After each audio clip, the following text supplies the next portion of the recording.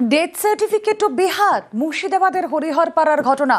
মায়ের death certificate পাননি মেয়ে, মায়ের ডেথ সার্টিফিকেটে অন্য কারো হাতে মায়ের ডেথ সার্টিফিকেট। জমি হাতাতে ডেথ সার্টিফিকেট চুরির অভিযোগ। কথা বলবো আমাদের প্রতিনিধি প্রণব বন্দ্যোপাধ্যায় রয়েছেন সঙ্গে। প্রণব, নিজের মায়ের ডেথ সার্টিফিকেট মেয়ে পাচ্ছেন না, চলে যাচ্ছে অন্য কারোর কাছে, কেন, কি করেই বা?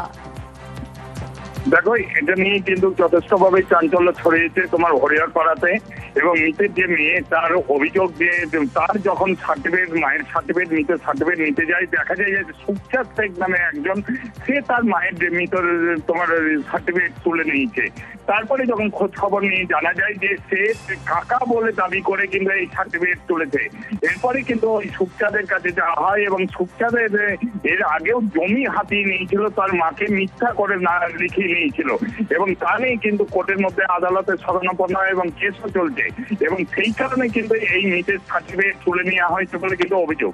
যদিও প্রধান যে পঞ্চায়েতের যিনি প্রধান রয়েছেন তিনি কিন্তু একটা বিষয় বলো প্রণব, এখানে মেয়ে তার মায়ের ডেথ সার্টিফিকেট পাচ্ছে না, যে কেউ গিয়ে তো আর ডেথ সার্টিফিকেট কালেক্ট করতে পারে না। পঞ্চায়েত তো নির্দিষ্ট ব্যক্তির হাতে সেই সার্টিফিকেট তুলে দেবে। একদম তাই। দেখো, যে কেউ তুলতে পারে না, একমাত্র দাবিদার যারা হচ্ছে ছেলে বা মেয়ে যারা থাকে বা তার স্বামী যদি থাকে, তাহলেই সেই কিন্তু সেই সার্টিফিকেট পায়। কিন্তু এই সার্টিফিকেট প্রধান কেন দিল তা নিয়ে কিন্তু প্রশ্ন উঠেছে এবং তিনিও স্বীকারও করেছেন যে তার ভুল হয়েছে। এরপরে কিন্তু তারপর তিনি সেই সার্টিফিকেট ফিরিয়ে নিয়েছেন বলে কিন্তু দাবি করেছেন এবং তার বিরুদ্ধে ব্যবস্থা নেওয়া হবে বলেও কিন্তু দাবি করেছে। এবং যে অভিযুক্ত ব্যক্তি সুখচাঁদ শেখ, তিনি কিন্তু স্বীকার করেছেন যেহেতু তিনি কাকা হন, সেই কারণে তিনি সার্টিফিকেটটা নিয়ে গিয়েছেন এবং সমাজ সেবা করেন বলেই কিন্তু সেই সার্টিফিকেট তুলে নিয়ে গিয়ে তার পরিবারের হাতে তুলে দেওয়ার জন্যই তিনি তুলেছেন বলে স্বীকার করেছেন। যদিও মিতার যে মেয়ে, সে কিন্তু দাবি করছে যে তাদের যেহেতু সে জমি লিখিয়ে নিয়েছে এবং সেটা যেহেতু আদালতে তোমার কেস চলছে, সেই কারণে সেই সার্টিফিকেট ব্যবহার করার জন্য কিন্তু তুলে নিয়ে গিয়েছে। এবং সেই মেয়ে কিন্তু বিডিওর কাছে এবং প্রশাসনের কাছে, উচ্চপদস্থ যারা আধিকারিক রয়েছেন তাদের কাছে কিন্তু অভিযোগও জানিয়েছে। ওকে, মা মারার পর আমি মৃত্যু সার্টিফিকেট পঞ্চায়েতে তুলতে গেছিলাম। হ্যাঁ, তো ওখানে গিয়ে বলছে তোমার মায়ের মৃত্যু সার্টিফিকেট অন্য একজন তুলে নিয়েছে।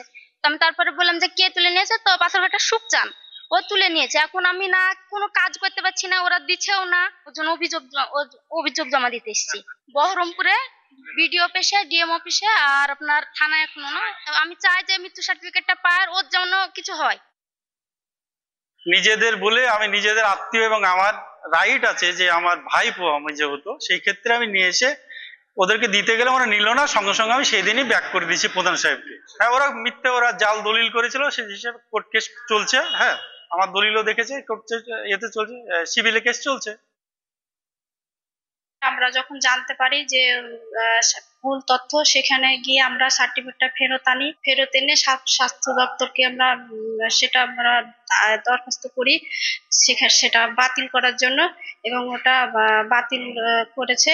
এবং পরবর্তীতে ওদেরকে যখন জানানো হয় এবং আসতে বলা হয়, ওরা আসেনি।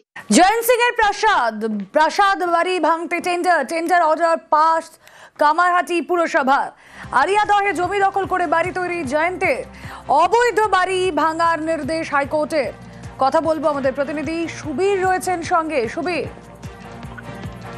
দেখো, জয়ন্ত সিং এর এই যে আরিয়াদহ রুদ্র প্রতাপ রেণু, তার যে অবৈধ জমি দখল করেছে, অবৈধ যে বাড়ি, প্রাসাদতম বাড়ি, সেই বাড়ি কিন্তু ভেঙে ফেলার জন্য কিন্তু হাইকোর্টে মামলা দায়ের করে জনৈক এক ব্যক্তি। এবং সেই মামলা পরিপ্রেক্ষিতে কিন্তু গৌরাঙ্গকান্ত ডিভিশন বেঞ্চ তিনি নির্দেশ দিয়েছেন যে 4 সপ্তাহের মধ্যে এই বাড়ি ভেঙে ফেলতে হবে। কিন্তু তারপরে কিন্তু টালবাহানা চলতে থাকে এবং তারপরে 29 তারিখে কামারহাটি পৌরসভার যে পুরো বোর্ড, সেখানে কিন্তু সর্বসম্মতভাবে কিন্তু সিদ্ধান্ত নেওয়া হয়েছে যে এই বাড়ি কিন্তু ভেঙে ফেলতে হবে। এই বাড়ি ভাঙার যে পরিকাঠামোগত যে সমস্যা, সেটা কিন্তু কামারহাটি পৌরসভা রয়েছে, সেই কারণের জন্য টেন্ডার অর্ডার ইস্যু করা হয়েছে এবং টেন্ডার অর্ডার যে পাস হয়েছে সর্বসম্মতভাবে পুরো বোর্ডে। এবং সেই জায়গা থেকে কিন্তু দ্রুত এই কাজ শুরু করা হবে এবং শুধু অনলাইনের মাধ্যমে নয়, সংবাদপত্রেও কিন্তু এই বিজ্ঞপ্তি জারি করা হয়েছে এবং দ্রুত এই কাজ করা হবে এবং এই ভাঙার প্রক্রিয়া শুরু করা হবে, এমনটাই কিন্তু জানানো হয়েছে কামারহাটি পৌরসভার পক্ষ থেকে। বেশ, বোর্ড অফ কাউন্সিলে গত 29 তারিখের সময় আমরা সেটাকে প্রডিউস করি এবং আনএনিমাসলি এটা অ্যাকসেপ্ট করা হয়। কামারহাটি পৌরসভা অ্যাসিস্ট্যান্ট ইঞ্জিনিয়ারকে আমরা অ্যাপয়েন্ট করেছি তাকেই দায়িত্ব দেওয়া হয়েছে যে একটা টেন্ডারের মাধ্যমে যাতে কি এই ডিমোলিশন করার জন্য বিভিন্ন সংস্থা আছে, যেগুলো এজেন্সি আছে, সেইগুলোকে অ্যাপয়েন্ট করে তাদের সঙ্গে কথা বলে কাজটা করা যায়। যত তাড়াতাড়ি পারবে এটা কিন্তু ফার্স্ট প্রায়োরিটি বেসিসেই আমরা এটাকে করার চেষ্টা করি। অভিষেক মডেল অনুসরণ বিজেপির, বিদেশের মাটিতে অভিষেক অনুসরণে বিজেপি। কেন বলছি? তার কারণ সর্বদলীয় দৌত্যের ফাঁকেই মনীষী স্মরণ অভিষেক বন্দ্যোপাধ্যায়। জাপান থেকে জাকার্তা, মনীষীদের সৌধে শ্রদ্ধা। রাসবিহারী বসু থেকে রামকৃষ্ণ মিশনে অভিষেকের পর মনীষীদের প্রাঙ্গণে বাকি সাংসদরা। মনীষী স্মরণে পিছিয়ে থাকতে একেবারে রাজি নয় বিজেপি। একসঙ্গে সব প্রতিনিধির মনীষী স্মরণের বন্দোবস্ত। কথা বলবো, আবির ঘোষাল প্রতিনিধি রয়েছেন আমাদের সঙ্গে। আবির, তাহলে এই বিশ্ব দরবারে অপারেশন সিঁদুর পৌঁছানোর ফাঁকেই মনীষী স্মরণটাও তাহলে একটা স্ট্র্যাটেজি হয়ে থাকছে।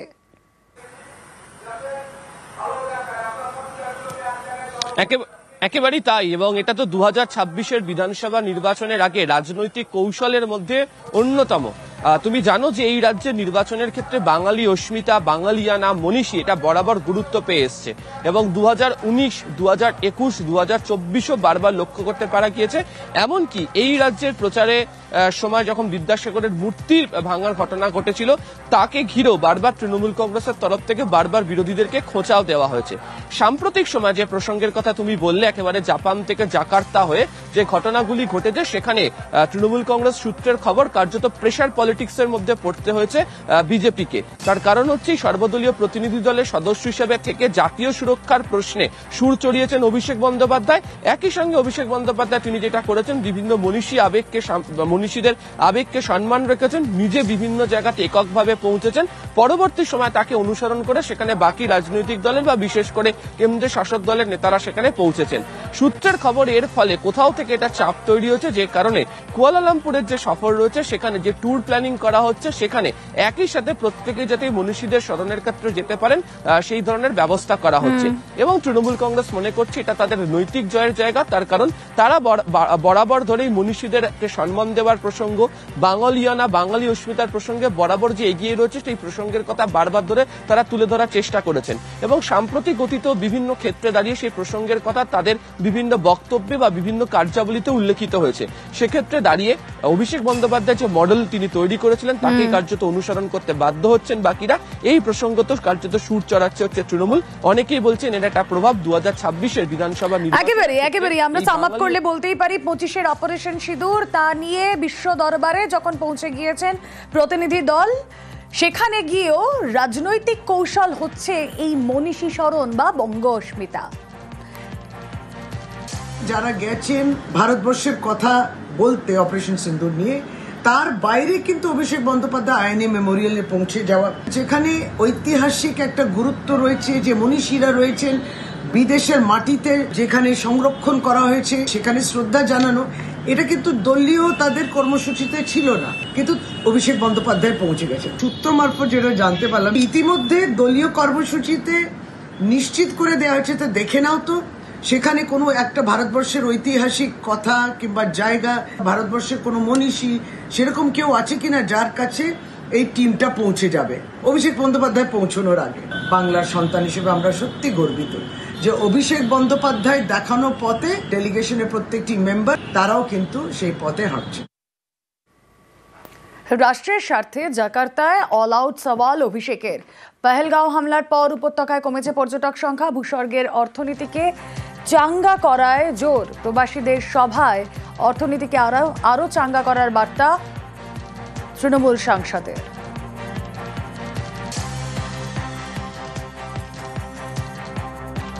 Next time when you go to India, I want you to make a promise. Will you make it? Yes, yes. My humble appeal before all of you. Next time when you're planning to visit India, if you're planning to visit India for 7 days, make sure you extend your trip for 3 days more. So instead of visiting for 7 days, you should visit for 10 days. If you're planning to visit for 14 days, you should extend it by another 3 days and make it 17 days. Because I know when you plan to visit India for 14 days, you have the itinerary prepared 6 months before. The first day I'll be here, second day I'll go here, third day I'll be here. So all the 14 days or 10 days that you're planning to go for are already prepared and booked. So another 3 days window I want you to dedicate, specially because I want you and your family to go to Kashmir and spend 3 days for betterment of India. Operation শিল্ডে এবার অসামরিক মহড়া, পাকিস্তানকে সবক শিখিয়ে এবার নাগরিক সুরক্ষায় জোর। জঙ্গি দমনে উপত্যকাতেও পরপর অপারেশন চালিয়ে এবার নিরাপত্তায় নজর। যুদ্ধকালীন পরিস্থিতির মোকাবিলায় মক ড্রিল, আজকাল দেশের 6 জায়গায় মক ড্রিল। পাক সীমান্তবর্তী 6 জায়গায় অসামরিক মহড়া, জম্মু কাশ্মীরের সন্ধে মহড়ার তোড়জোড়। রাজস্থান, গুজরাট, পাঞ্জাবে ব্ল্যাকআউট করে মহড়া। আগামীকাল মহড়া হরিয়ানা, চণ্ডীগড়েও। 29 মে দেশ জুড়ে 244টি জায়গায় মহড়ার ঘোষণা করা হয়। অপারেশন সিঁদুরের জেরে স্থগিত করা হয় কর্মসূচি। সামরিক বিরতির পর এবার আর দেরি নয়, আজ থেকে দেশের 6 রাজ্যে অপারেশন শিল্ড।